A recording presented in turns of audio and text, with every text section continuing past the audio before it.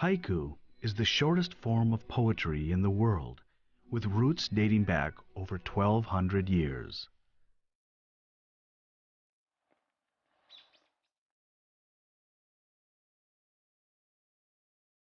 Photographs capture that one single moment.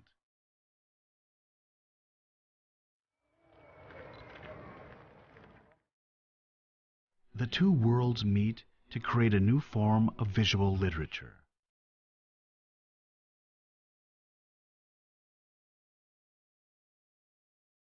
A beautiful and profound world.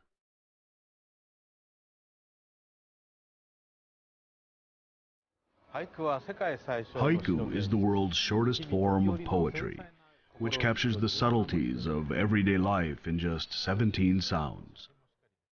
A photograph is much the same. It is an art form that also captures the beauty of everyday life. The two working together expands our imagination to an entirely new level. That is the world of photo haiku.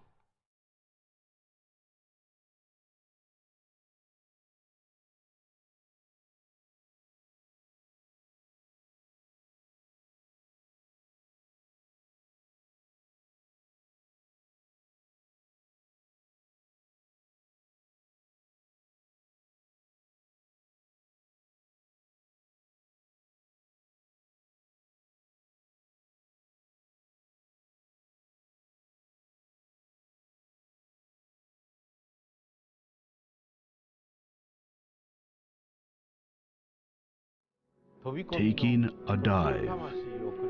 Body falls faster, dragging the soul behind. You need to be a trained athlete in order to take a dive from an elevated platform. The entire dive may last but a few seconds. The speed is amazing, and so I thought the human soul could never catch up. It is truly remarkable what people can feel and perceive. There are no limits.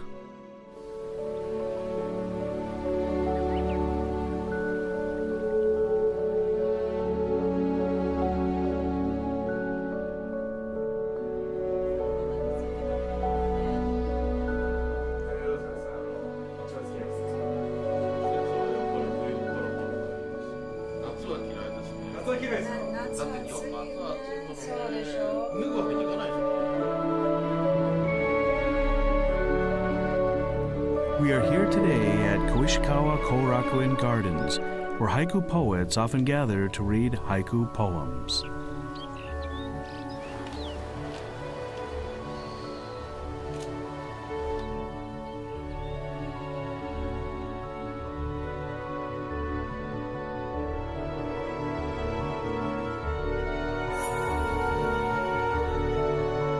This pine tree was planted here in this garden as an homage to Bashō's haiku.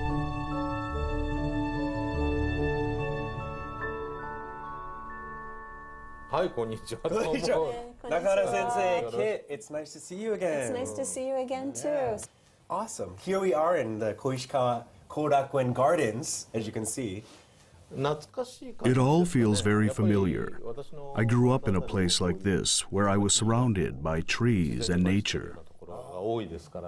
And by the way, Kit, yes. So the first time, well, this is our first episode of this program. Yes. We'd like to learn a little bit about you. How did you get into haikus? What is your history in this poetry? It's a little hard to believe, but my grandfather gave me a book of haiku when I was 6 years old. When you were 6 years old? I was just learning to read.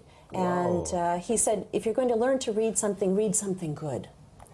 And it sunk in, and it's odd, but haiku is one of the few poetry forms that even a child can understand, I think. Yeah. Recently, like with our program, Photo Haikus, we're taking photos and haikus, putting them together. What do you think is most appealing about this kind of art form of taking photo and applying haikus to them and the other way around? I know many people who work in shahai, where haiku is not just a description of the photo. The photo and the haiku are both independent works of art, but when the two meet, it creates an entirely new sensation.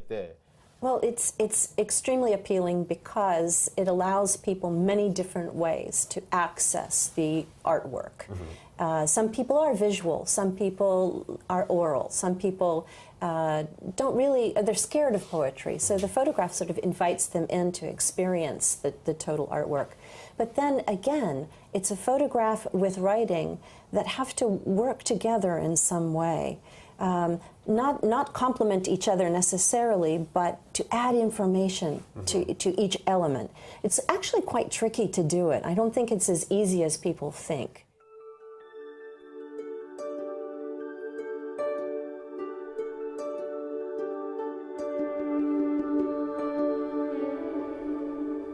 Okay, so our topic, our theme of photo haikus, it's actually kind of a difficult theme in a way, because we're not trying to make haikus that describe the photo, and we're not trying to make photos that are related to the haiku. It's kind of, they need to resonate with each other, I believe.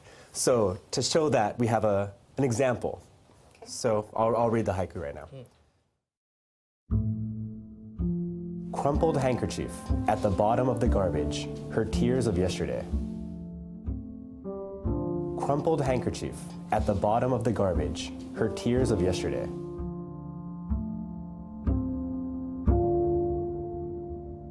The world's crumpled handkerchief really stood out to me at first glance, and I initially thought that the author was talking about the vibrant energy of the flower getting ready to bloom. However, you read on to see the word tears, and it made me realize that there must be a meaning in the handkerchief being red, as you see in the picture, instead of a plain white handkerchief. So, in my mind, I started to imagine red tears. In Japanese, there's a word called korui, which literally means red tears, which are the tears shed when a person is overcome with grief. But on the other hand, red tears also signify a young, beautiful woman. So the words, her tears of yesterday, really speak to me of the sadness this woman must have been feeling. So I guess looking at the photo in itself, it's a whole different, you put them together, they resonate with each other in a very, I guess, in a new way. It gives you something new to look at. What do you think, Kit, when you saw this, when you read this haiku, when you see this photo? I felt many of the things that Sensei has said as well, and I thought that there's a passion to it that's extraordinary. The poem itself would seem simply sad and kind of gray, but the photograph adds some vitality to it to suggest that this is an ongoing passion, and I really liked that very much. And again, this is a poem that calls on texture. Crumpled handkerchief, and we might rush right past that and think simply, okay, that's the past situation of the handkerchief. But when you look at the flower, you sense that texture, the feeling that crushes suddenly like that, and yet might open again. So there's some possibility for a revival of the relationship, which is nice. Yeah, Haiku is an extremely short form of poetry, using only 17 sounds or morai, so it is in essence incomplete. So the photo, resonating with the haiku from its own viewpoint, really brings out a new world which then resonates with our hearts.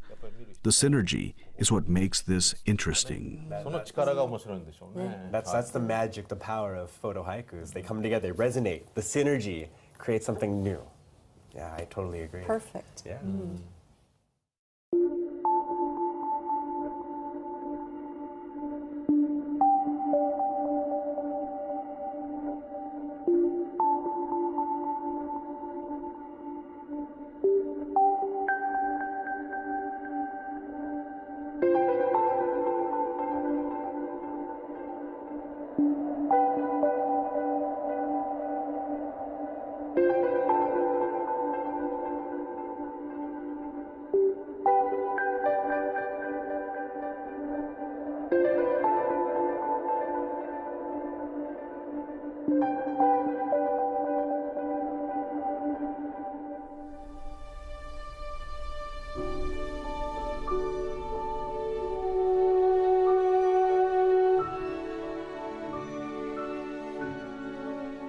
So I'd like to ask Nakahara to, I guess, go into a little more, describe the guidelines that we have.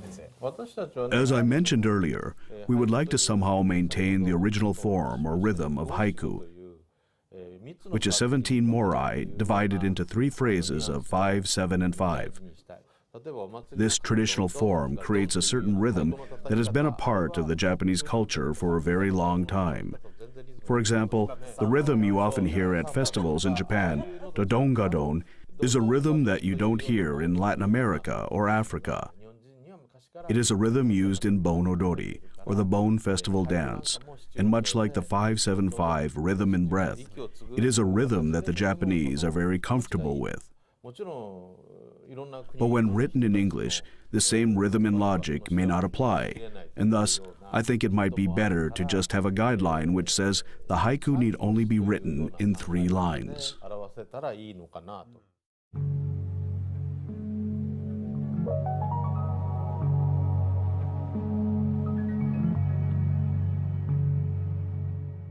We have that in English too. Iambic pentameter is a rhythm often used in poetry, but 5-7-5 seems to work best in Japanese, I guess. So for Nagara-sensei, you would say that one of our guidelines is to kind of keep it in the 3-line form. How about you, Kate? Like, what are your... Of course, you know, there are lots of modern haiku, or they're called haiku, that have a single line, and the Japanese used to be written in a single line. So there's some reasoning behind that, and sometimes 2 lines. 2 lines are very popular right now, sometimes 1 word. But when you're doing photo haiku, it may make sense to do it in 3 lines, because then it doesn't look like a caption or an advertising poster or something. So it lets you know, it signals that this is a poem if you have it in 3 lines. So I think that's a good guideline. Yeah, definitely. And one thing I want to ask you, Kit, because haiku is a very Japanese form, is the go-shichigo, the 5-7-5, the rhythm. But it's been like, I learned it when I was in middle school. You were introduced to haiku when you were 6 years old. What is the history of haiku in America? Or overseas in the States? Well, the history of haiku in English goes back about 100 years. Haiku itself didn't really gain any kind of strong recognition among poets until the 1950s, I think it was.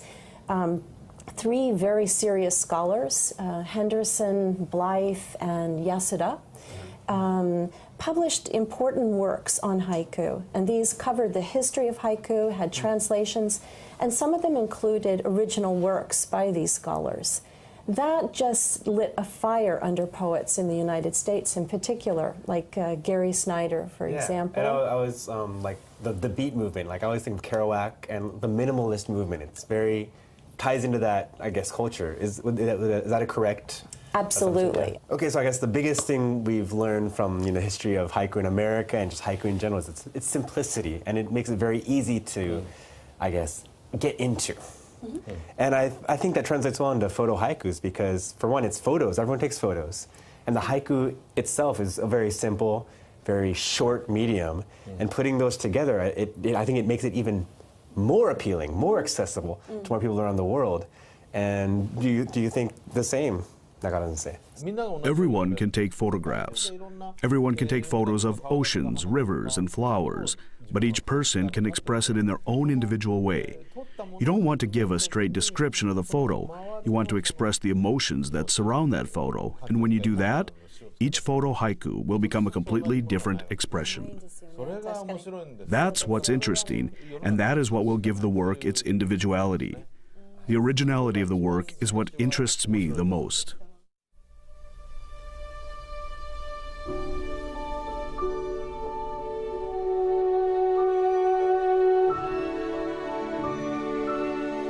With photo haiku, you do not want to give a straight description of the photo. You want to express the thoughts or emotions that surround that moment in a 3-line form.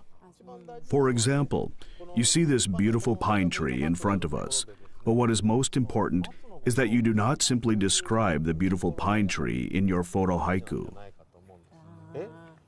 People already see the tree in the photo, and so mentioning it again, you are limiting yourself, perhaps losing out on expressing something that is much more significant. The image that you want to keep in mind is a river with just the right width. There's a phrase in Japanese which explains this concept called fusoku furi. How do you translate that? Well, that's a tough one, but that's one of our guidelines, right? Right. So for the photo haiku, so we started off. Not too far, not too close? Not too close.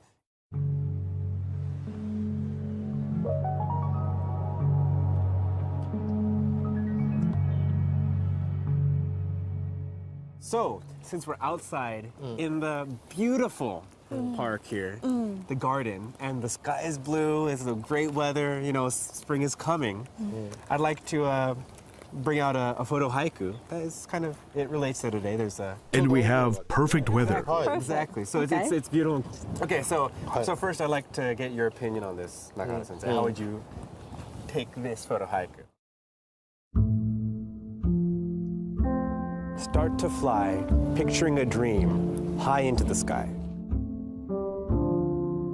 Start to fly, picturing a dream, high into the sky.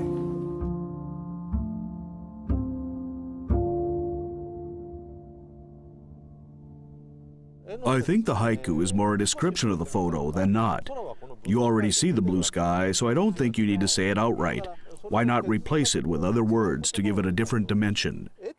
Photos always have something that they lack. For example, sounds.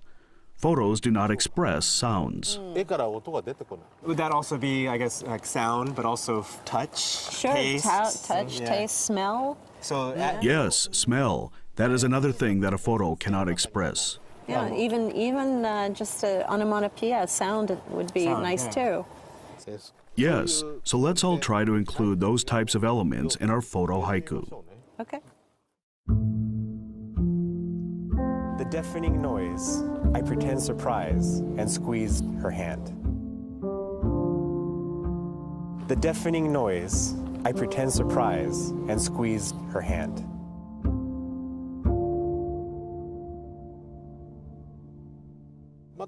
You don't see it in the photo, but in conjunction with the haiku, you can picture the two holding each other's hands.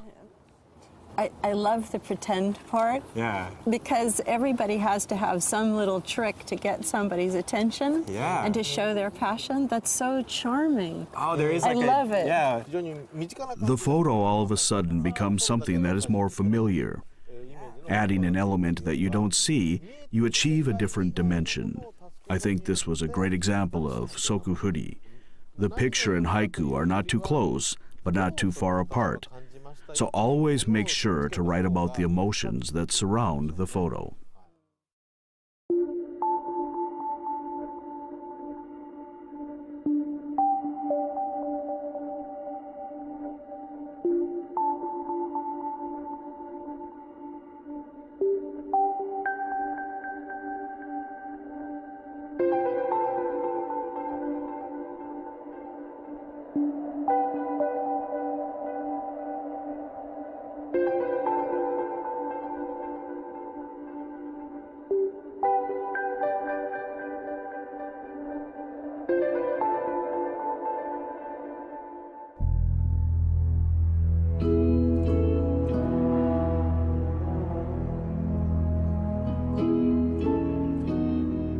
For example, the other day, I do this almost every day. I took a photograph and I thought of a haiku to put in there. Offering coins to those in need, spring's windfall. Offering coins to those in need, spring's windfall.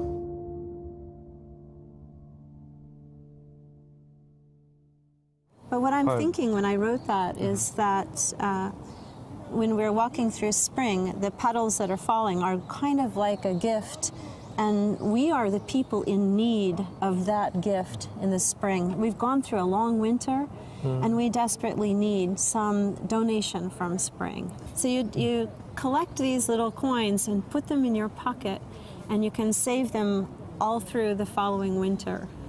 Oh, then I have a question to ask. Would you guys both be willing to use this photograph and maybe make a haiku in this space here? Yes, I can manage.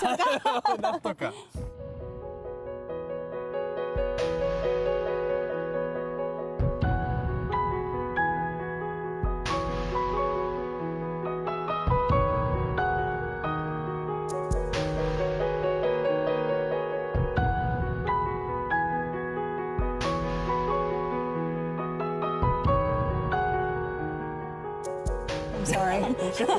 You just throw it to us, but it was very interesting to take someone else's photo and put our own, I guess, haiku to it. That's exciting for me to hear what you thought of it. Yeah.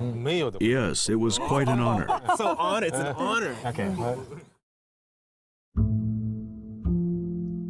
What lies beyond this polka dot sky, oh my curious eyes? What lies beyond this polka dot sky, oh my curious eyes?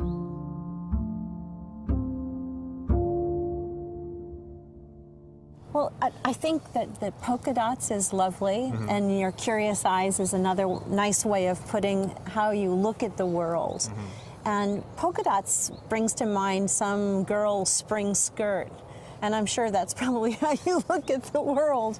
So it has a freshness and a youth to it. And I like it that it's not you that are curious, but your eyes that are curious. Your eyes are outside of you, moving around, whether you like it or not.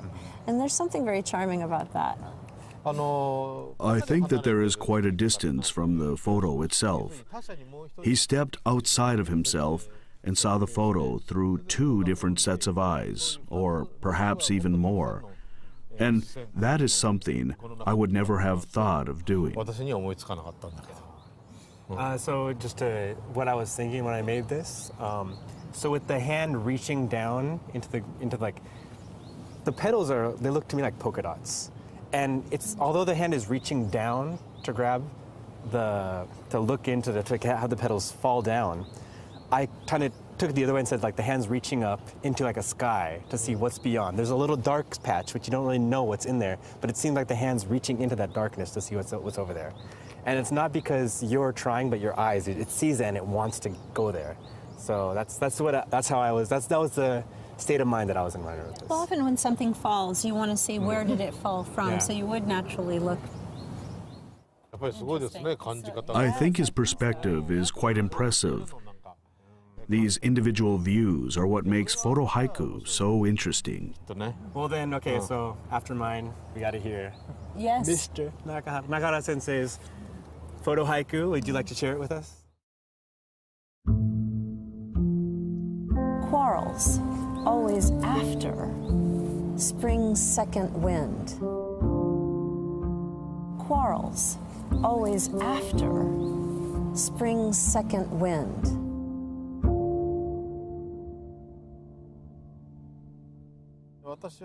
What I focused on first were the fallen flower petals, and from there, I felt the rushing wind.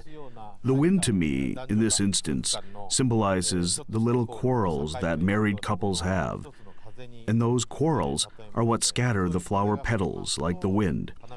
In Japan, we have what is called Haru Ichiban, which means the first spring storm, and it is the first and strongest wind signaling the coming of spring. Haru Niban is the second and lighter wind which follows, and it signals a warmer and more spring-like climate. I think that the relationship in a marriage works in the same way, where there is a strong wind that blows over, followed by a lighter second wind, which then brings a warmer and much more comfortable spring. That is the image I had in mind. That's really, really wonderful. Wow. I think it's really interesting how we all have different takes on the same photo, and they're very different. Yes, so don't ever say, I can't.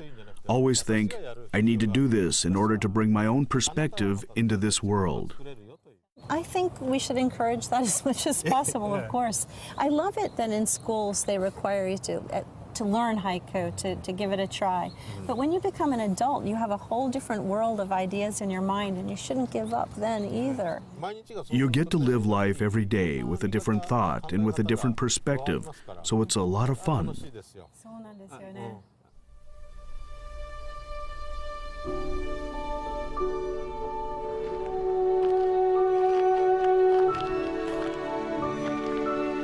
So we're in this beautiful part of the park, and spring is coming. It's lovely, isn't it? And I remember one of the most important parts of haikus are the seasonal words. Kigo. Kigo in Japanese. Right.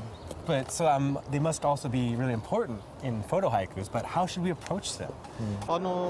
If you take a look around, the first kigo that comes to mind is ume, or Japanese plum. But there is another kigo, ume byori, which is also appropriate. Ume byori describes a day such as this one in spring, where the weather and temperature are just right for the ume to blossom. Photo haiku is much the same. You don't have to take a photo of something that literally resembles spring, nor do you have to use a kigo, such as spring or ume, in your 3-line haiku.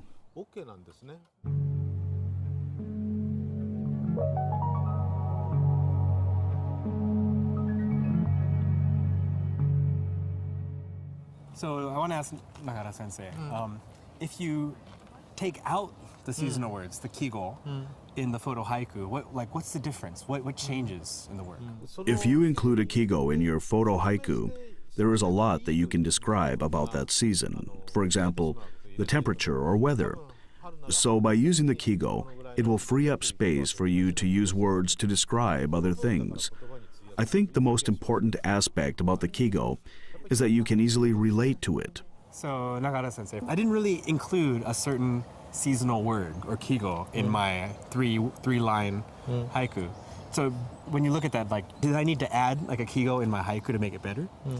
The photograph shows fallen flower petals, which hints of the end of spring. Furthermore, I think that the word curiosity is also acting as a kigo. Spring is the awakening, and when one awakens, curiosity is born. Therefore, the word curiosity also speaks of spring. So my answer to your question is no. I do not think that you need to add a kigo, as you have already amply expressed spring in your photo haiku. We are speaking here today from our viewpoint of living in Japan, but there are many wonderful places and seasons all around the world. So people outside of Japan just need to pay attention to seasonality in their own countries. Through photo haiku, I think that you will be able to make new discoveries and things that you may have overlooked in your everyday life. See things in your own way, and you will find that normality is not so normal anymore. There is nothing more exciting.